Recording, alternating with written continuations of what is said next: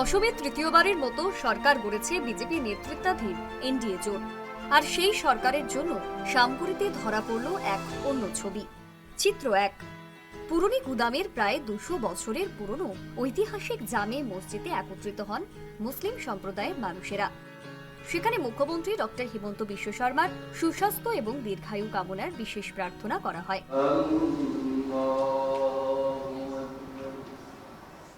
চিত্র 2। শুধু মসজিদেই নয়, একই ছবি দেখা গেল রাম মন্দিরেও। শ্রী শ্রী রাম মন্দিরে প্রার্থনায় সামিল হন স্থানীয় মানুষেরা। প্রদীপ জ্বালিয়ে মুখ্যমন্ত্রী ডক্টর হিমন্ত বিশ্ব শর্মার দীর্ঘায়ু এবং সুস্বাস্থ্য কামনা করেন সকলেই।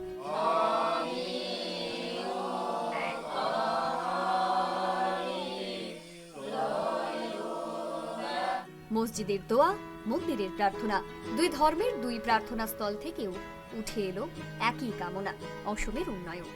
সাম্প্রদায়িক বিভাজনের রাজনীতির মাঝেও সামগুড়ির এই ছবি যেন বলছে ভালোবাসা আর সম্প্রীতির রাজনীতি এখনো সবচেয়ে বড় শক্তি। রূপহীহাট থেকে মোকসিদুল হকের রিপোর্ট, নিউজ লাইভ বাংলা।